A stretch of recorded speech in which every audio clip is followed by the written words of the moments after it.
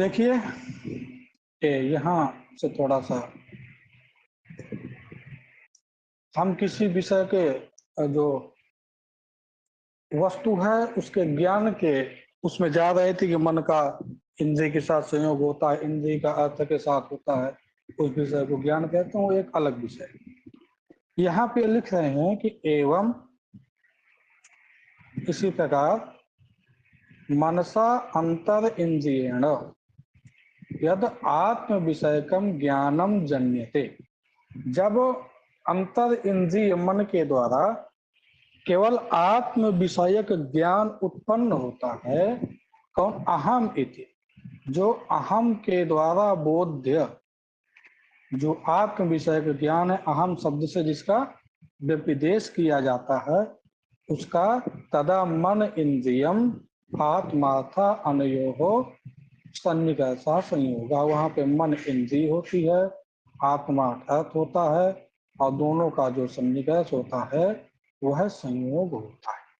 हमको मन के द्वारा जब आत्म विषय ज्ञान करना है, बस इसमें आत्म विषय जब ज्ञान करना है तो इनके मध्य में कौन संबंध होगा? संयोग, मन का इसके साथ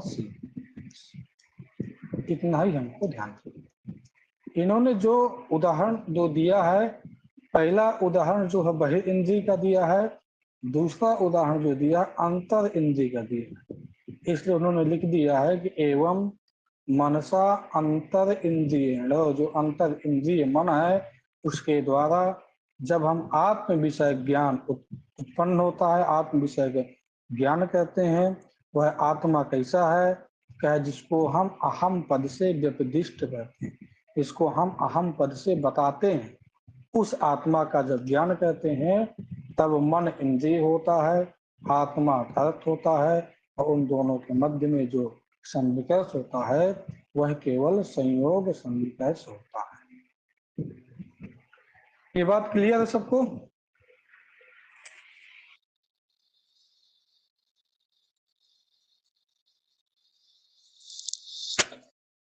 चलिए, इसके बाद जो दूसरी कोटि आई थी, दूसरी कोटि में आत्मा में ही सुख दुख रहते हैं, सुख रहेंगे, ये समवाय संबंध से है। तो कदा पुनः संयुक्त समवाय सन्निकर्षा, तो एक बहिर इंद्रिय का उदाहरण दिया, यदा चक्षु के द्वारा घटगत जो रूप है उसका ग्रहण करेंगे तो संयुक्त समवाय सन्निकर्ष होता है। पहले यदा चक्षुरादिना घटाधिकम कहे थे, घटे श्यामम रूपम अस्ति, तथा चक्षु इंद्रियम घटगत रूपम, चक्षु इंद्रिय है, घटगत जो रूप है वह अर्थ है, अनयोहो सन्निकर्षा संयुक्त समवाय। एवं चक्षु उसको बता रहे हैं कैसे हम ग्रहण करते हैं, चक्षु संयुक्ते घटे रूपस्य समवाय, चक्षु से संयुक्त जो घट है उसमें रूप समवाय संबंध से है। एवं उसी प्रकार अंतर इंद्रिय कौन है? मन, मन के द्वारा आत्म समवेते, आत्म समवेते अर्थात आत्मा में जो समवाय संबंध से रहते हैं, सुख दुख इत्यादि, उनका जब ग्रहण करेंगे तो मन का संयोग होगा आत्मा से। वहीं पे कौन है? सुख है, समवाय संबंध से। तो मन के द्वारा जब हम इस सुख का ग्रहण करेंगे तो कौन सन्निकर्ष होगा? संयुक्त समवाय सन्निकर्ष होगा।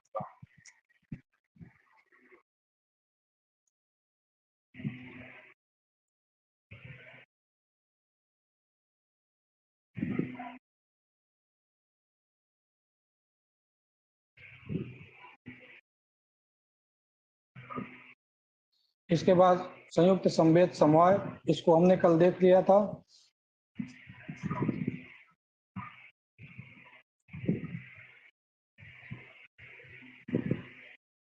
और संयुक्त संवेद समवाय अंतर इंद्रिय में आपको ग्रहण करना है। मान लीजिए बहिर्ंद्रिय का तो हमने देखा था कि जो घट है तो घट में रूप है, रूप में रूपत्व जाति, उस रूपत्व जाति का ग्रहण करने के लिए संयुक्त संवेद समवाय सन्निकर्ष मानना होता है। उसी प्रकार यहाँ मन हो गया, मन के बाद आपका आत्मा हुआ, आत्मा में क्या है, सुख रहा,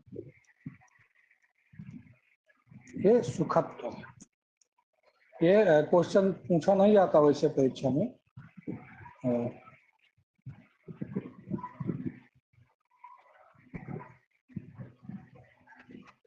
अगर हम सुखत्व जाति का ग्रहण करेंगे तो संयुक्त संवेद समवाय सन्निकर्ष यहाँ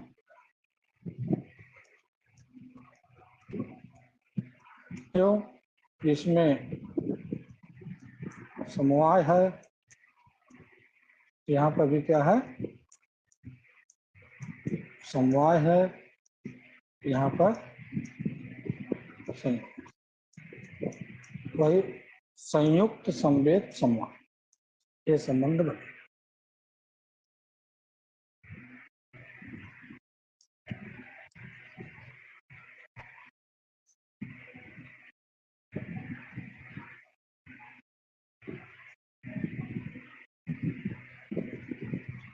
अब कदा पुनः समवाय सन्निकर्षः, तब हम समवाय सन्निकर्ष मानेंगे। यदा श्रोत इंद्रियेण शब्दो गृह्यते तदा श्रोत इंद्रियम शब्दो अर्थः, श्रोत इंद्रिय होता है, शब्द अर्थ होता है। अनयोः सन्निकर्षः समवाय एव, इनका सन्निकर्ष क्या है, समवाय। देखिए ये श्रोत इंद्रिय हो गया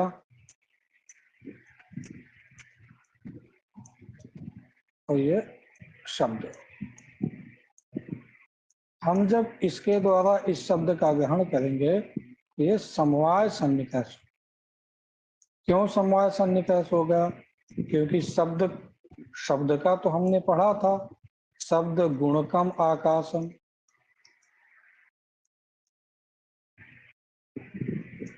शब्द किसका गुण है, शब्द कहाँ रहता है, शब्द आकाश में रहता है, आकाश का गुण। आकाश क्योंकि द्रव्य है, शब्द गुण है, तो इन दोनों के मध्य में संबंध जो होगा वह संबंध समवाय संबंध। हमने पढ़ा था शब्द गुणकम आकाश, शब्द जो है आकाश में समवाय संबंध से रहता है। तो शब्द आकाश में जब समवाय संबंध से रहता है तो फिर श्रोत में शब्द का ग्रहण समवाय संबंध से कैसे आप मानते हैं। तब क्योंकि श्रोत इंद्रिय है, उसको आप आकाश में शब्द रहता है, समवाय संबंध से रहता है। श्रोत में शब्द समवाय संबंध से कहीं बताया नहीं गया है, क्या श्रोत में भी शब्द समवाय संबंध से रहता है। उस सब इन सब चीजों का जो ये शंका है, इन सभी शंकाओं का निराकरण करने के लिए आगे लिखते हैं कि आकाश क्या है। कह रहे हैं कर्ण सस्कुल्यावच्छिन्नम नभः सोत्तम आकाश। कर्ण की जो सस्कुली, कर्ण विवर जो होते हैं जिनको छिद्र बोलते हैं, उसी को हम क्या बोलते हैं, कर्ण के छिद्र में जो जगह होती है, अवकाश होता है, वही आकाश। क्योंकि आकाश हर जगह आकाश होता है। आप देखेंगे कि यदि हम कर्ण के जो छिद्र है उनको एकदम से बंद कर दें तो आपको एक भी ध्वनि सुनाई नहीं। जैसे यदि जल में आप डूबिए तो जल में डूबने से क्या होता है कि जब आपके विवर में क्या भर जाता है, पानी भर जाता है, जल भर जाता है, उसके बाद आपको शब्द का श्रवण नहीं, शब्द सुनाई नहीं देता है, क्योंकि वहां पे आकाश नहीं। आकाश कहाँ रहता है, आकाश आपका खाली स्थान जहां बचे, खाली स्थान में क्या होगा, आकाश मिल जाएगा। हमारे जो कर्ण ये सस्कुली है, जब तक खाली है तो यहाँ आकाश है, यही शब्द रहेगा, शब्द बोलेंगे तो सुनाई देगा। यदि हम इसको किसी भी चीज से भर दें तो हमको शब्द नहीं सुनाई देगा। उसी को देखिए लिख रहे हैं कि कर्ण सस्कुल्यावच्छिन्नम नभः सोत्तम। कर्ण की सस्कुली जो है वही नभः आकाश है, उसी को हम सोत इंद्रिय बोलते हैं। यानी नभा है, आकाश है, तो वहां पर जो शब्द रहेगा वह शब्द समवाय संबंध से रहेगा। वही सोतस्य आकाश, आकाशमत, आकाश,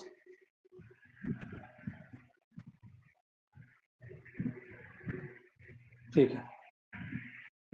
सोत जो है, सोतस्य, ये आकाश रूप, आकाश रूप होने से शब्दस्य चा आकाश गुणत्वात्, शब्द क्या है, आकाश का गुण है, इसलिए गुण गुणिनोश्च समवायात, गुण और जो गुणी है उनका संबंध क्या होता है, समवाय संबंध होता है। यानी सोत हम किसको मानते हैं, कर्ण के सस्कुली के अंदर जो नभ है, आकाश है, वही सोत है, वही शब्द समवाय संबंध से रहता है। अतः जब हम सोत इंद्रिय के द्वारा शब्द का ग्रहण करते हैं तो वहां पर सन्निकर्ष जो होता है वह सन्निकर्ष समवाय सन्निकर्ष होता है।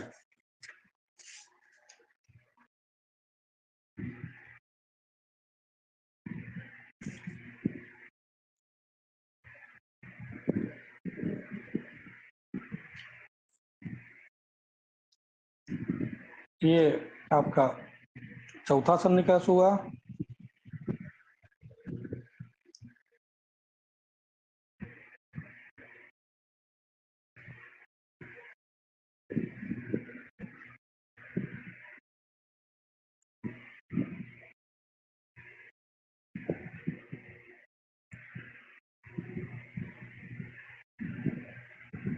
चलिए, इसके बाद आगे कदा पुनः समवेत समवाय सन्निकर्ष, कब समवेत समवाय सन्निकर्ष होगा। तो बता रहे हैं कि जब ये सोत्र है, शब्द है और शब्द, यदा शब्द समवेतम शब्दत्वादि सामान्यम सोत इंद्रियेण गृह्यते, तदा सोतम इंद्रियम शब्दत्वादि सामान्यम अर्थात अनयोः सन्निकर्षः समवेत समवाय एव। सोत समवेते शब्दे शब्दत्वस्य विद्यमानत्वात्। अब समझिए, सोत में शब्द किस संबंध से रहा, समवाय संबंध से।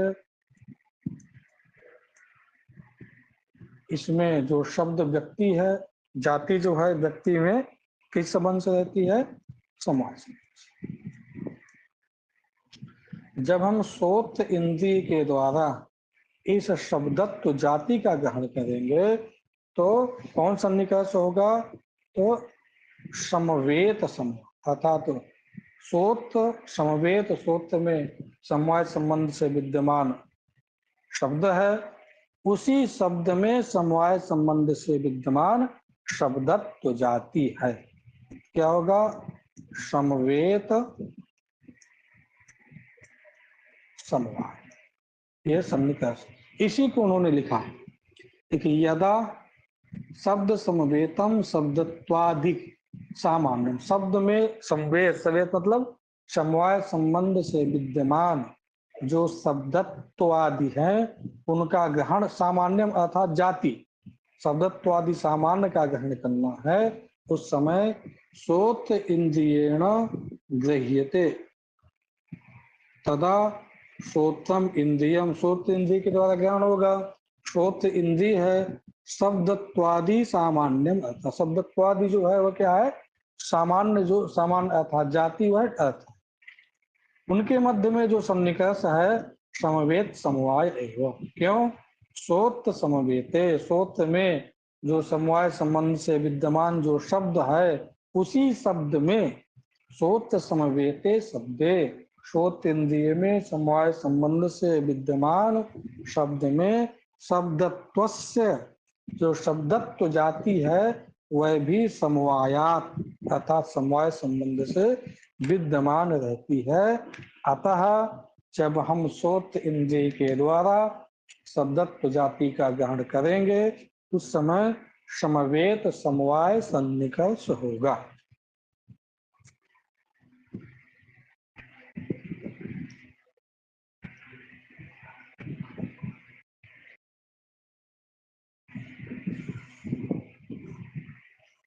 ये समझ में आया? यदि किसी को समझ में ना आए तो पूछ सकता है। इसके बाद अंतिम है तदा पुनः विशेषण विशेष भाव इंद्रियार्थ सन्निकर्षो भवति। कब विशेषण विशेष भाव इंद्रियार्थ सन्निकर्ष होता है? उसको बता रहे हैं कि यदा जब चक्षुषा चक्षुषा संयुक्ते भूतले घटाद्य भावो गह्यते ये भूतले घटो नास्ति इति तदा विशेषण विशेष भाव संबंध। देखिए ये चक्षु और यहाँ पर ये मान लीजिए आपका भूतल है।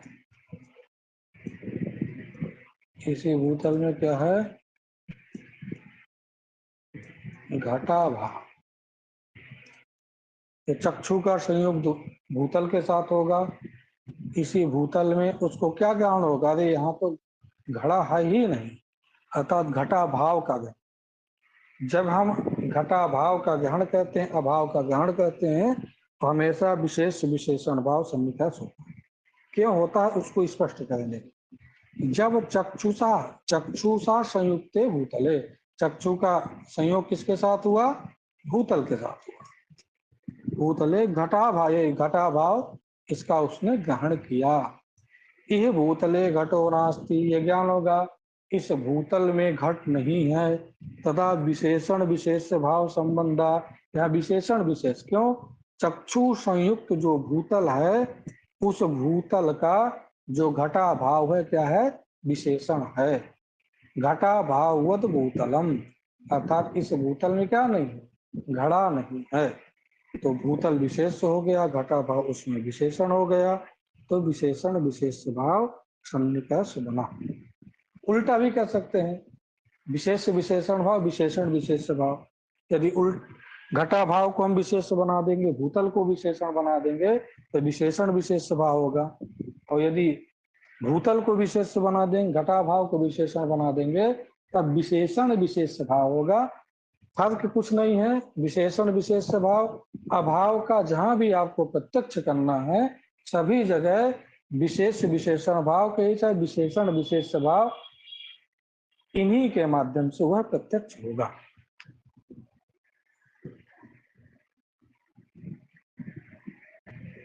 घटा भावो विशेषणम, आगे देखते हैं।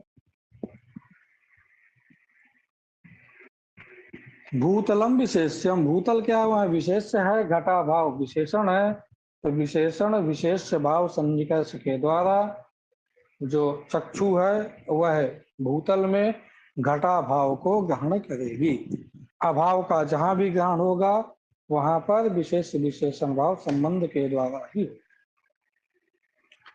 यदा च, और भी मन संयुक्त आत्मनि, देखिए मन आत्मा, इसी आत्मा में क्या है?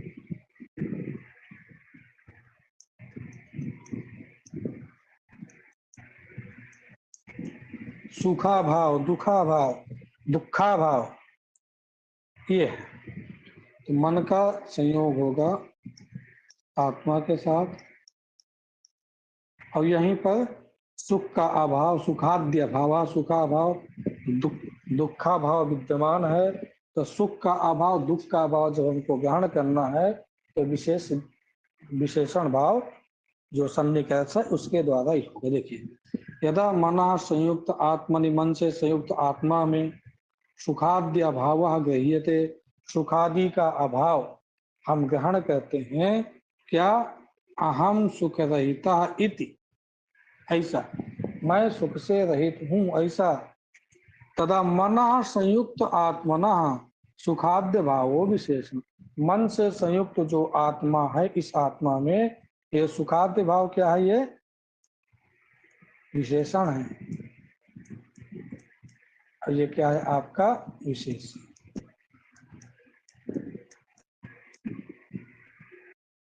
तो विशेष विशेष विशेषण भाव सन्निकर्ष के द्वारा सुख मन विशेष विशेषण भाव जो सन्निकर्ष है उसके माध्यम से जो मन है वह आत्मा में विद्यमान जो सुखादि अभाव है उनका ग्रहण करेगा।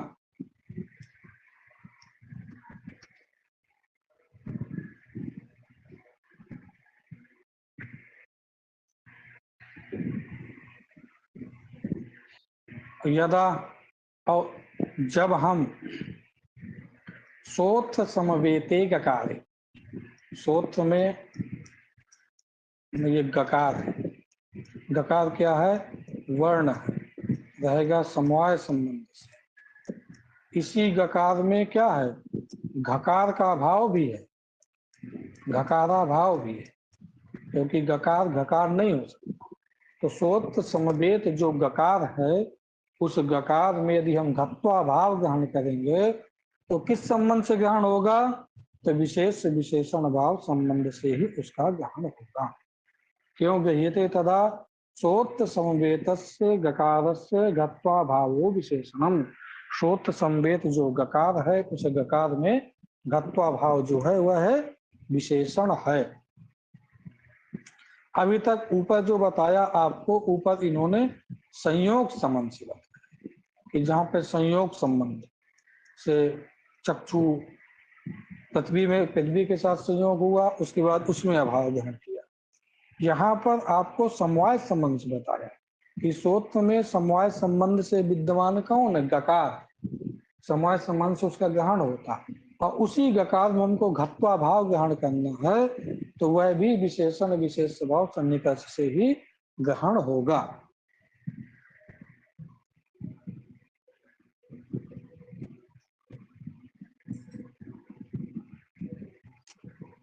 देखिए, इसमें आप कई प्रकार से ग्रहण कर सकते हैं।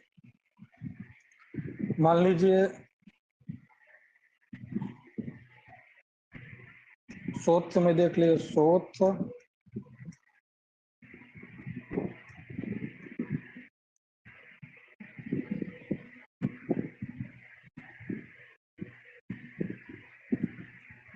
समवेत समवाय। समवेत समवाय से क्या होगा? किसका ग्रहण होगा? ये गत्व जाति का मान लीजिए। इस गत्व जाति में हम जब घत्व जाति का अभाव ग्रहण करेंगे तो सोत्र समवेत समवाये गत्व सामान्य, जो गत्व सामान्य है जाति है उसमें घत्व सामान्य का अभाव ग्रहण करना है। तो घत्व सामान्य जो गत्व सामान्य में क्या हुआ? विशेषण हुआ। विशेषण हुआ तो यहाँ पर भी विशेषण विशेष भाव सन्निकर्ष होगा। ये उदाहरण में नहीं दिया, जहां आप जितने भी 5 प्रकार के जो सन्निकर्ष हैं सभी सन्निकर्षों के माध्यम से अभाव को ग्रहण कर सकते हैं।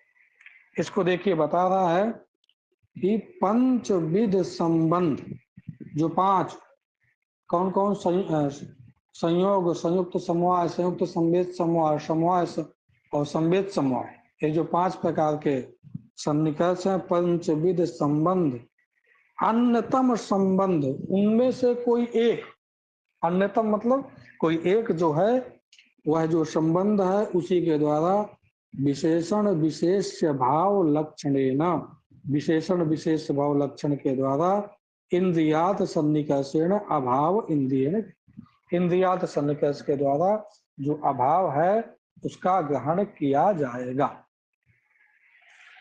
ये चीज समझ में आई?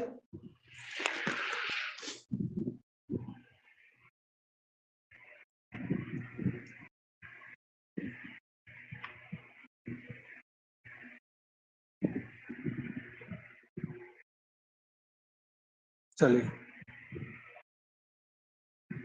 इसके बाद एवं समवायोपि, समवाय का भी आपका विशेष विशेषण भाव सन्निकर्ष के द्वारा ही ग्रहण होता है। इसको भी हम देख लेते हैं, समवाय का भी।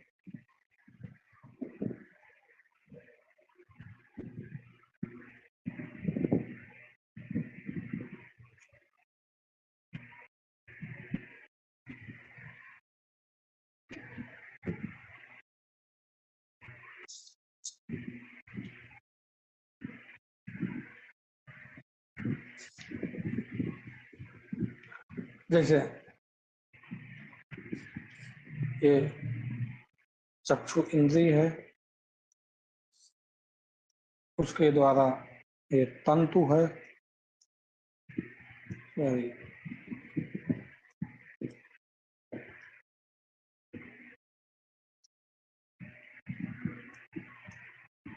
तंतु है। इसमें तंतु में समवाय संबंध से कौन है? पट है। न्याय में उल्टा चलता है, तंतु में ही पट रहता है समास। जब चक्षु से संयुक्त जो तंतु है, उसी तंतु में हमको पट समवाय संबंध से है, तो उस पट जो समवाय है उसकी जो है प्रतीति विशेषण विशेष स्वभाव संबंध से है। आप इतना समझ लीजिए कि जहां पर भी समवाय संबंध की हमको प्रतीति करना है, तो वह पर भी विशेषण विशेष स्वभाव संबंध से होगी। उसको देखिए, लिख भी रहे हैं कि चक्षु संबंध से, चक्षु से संबंध जो तंतु है तो विशेषणीभूत जो है पट समवाय गृह्यते। चक्षु का संयोग तंतु के साथ हुआ, उसी तंतु में समवाय संबंध से कौन विद्यमान है? पट विद्यमान। इनके यहाँ जो अवयव होता है उसमें अवयवी रहता है। जो देखिए अवयव है उसमें कौन रहेगा? अवयवी रहे। अवय आपका तंतु है, अवयवी पट है, तो जो पट है वह तंतुओं में रहेगा। एक एक तंतु अलग कर देंगे तो पट का भी नाश हो। तो चक्षु संबंध जो तंतु है उसमें विशेषणीभूत पट समवाय है। तो जब हमको पट समवाय का ग्रहण करना है, समवाय संबंध का ग्रहण करना है, तब क्या होगा? विशेष विशेषण भाव संबंध के द्वारा ही उसका ग्रहण होगा। यह तंतु सुपट समवाय इति, यहाँ तंतु पट क्या है? समवाय संबंध से विद्यमान है। तदेवं, इस प्रकार से जो सोढ़ा सन्निकर्ष हैं, 6 प्रकार के सन्निकर्ष हैं, उनको बता दिया गया। संग्रहश्चा, अब संक्षेप में यह संग्रह बता रहे हैं कि कैसे उनका संग्रह किया गया। अक्षजा प्रमतिर्द्विधा, अक्षजा जो आंखों से उत्पन्न जो प्रमा, वह 2 प्रकार की होती है। आपने देखा था सविकल्पक होती है, सविकल्पा विकल्पिका। 2 प्रकार की बताया, सविकल्पक और अविकल्पिका अर्थात निर्विकल्पक। करण 3 प्रकार के बताए, कभी इंद्रिय करण होता है, कभी इंद्रियार्थ सन्निकर्ष करण होता है, कभी सविकल्प निर्विकल्पक ज्ञान करण होता है, अर्थात कभी ज्ञान करण। इंद्रिय, इंद्रियार्थ, सन्निकर्ष, कदाचित ज्ञान, ये 3 प्रकार के करणों को बताया। जो सन्निकर्ष है वह सन्निकर्ष 6 प्रकार के बताए। उस सन्निकर्ष को बता रहे हैं कि जब हमको घट का ग्रहण करना है तो पहला सन्निकर्ष संयोग होता है, घट में विद्यमान जो नील है उसका ग्रहण करना है तो संयुक्त समवाय होगा, उसमें नीलत्व का ग्रहण करना है तो संयुक्त संवेद समवाय हुआ। शब्द का ग्रहण करना है तो समवाय हुआ, शब्दत्व का ग्रहण करना है तो संवेद समवाय हुआ। शब्दत्व जाते हैं मतलब शब्दत्व जाति ग्रहण करना है, संवेद समवाय हुआ। अभाव और समवाय ऊंचा, जो अभाव और जो समवाय संबंध होता है उसका जो ग्रहण किया जाता है वह विशेष विशेषण भाव संबंध के द्वारा ग्रहण किया जाता है। इस प्रकार से यह 6 सन्निकर्षों को पूर्ण करती है।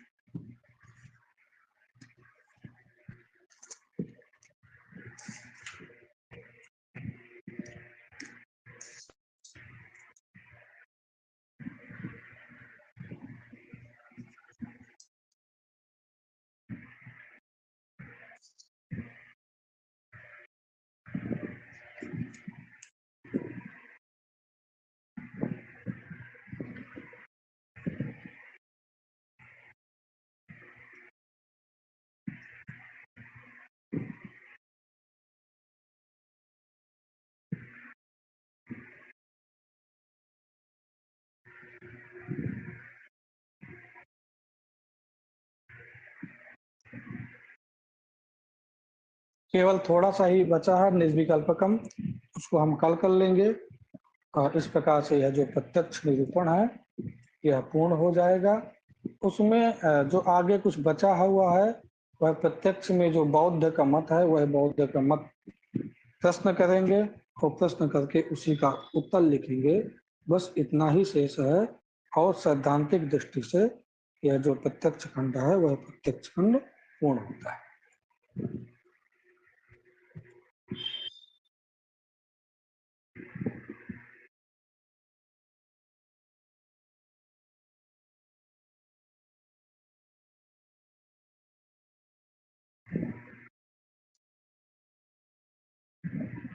यहाँ तक में किसी कुछ पूछना है?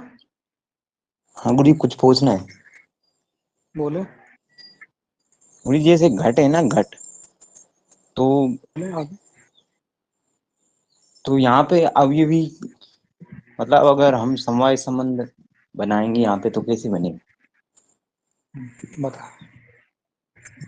देखिए, ये घट हुआ आपका अवयवी। घट रहता कहाँ ये बताइए आप? अपने अवयव में रहेगा ना। जी। घट के अवयव कौन है? मृतिका या नहीं, कपाल में? घट के कपाल। कपाल कहाँ रहता है? मतलब कपालों में घट रहता है समवाय संबंध से। ठीक है। जी। जी। अवयव हो गए कपाल और घट हो गया अवयव। जो अवयवी होता है अपने अवयव में रहता है। तो जो कपालक द्वय हैं इसके अवयवी हैं, अवयव हैं, और घट अवयवी है। तो घट जो है समवाय संबंध से कपालों में रहेगा।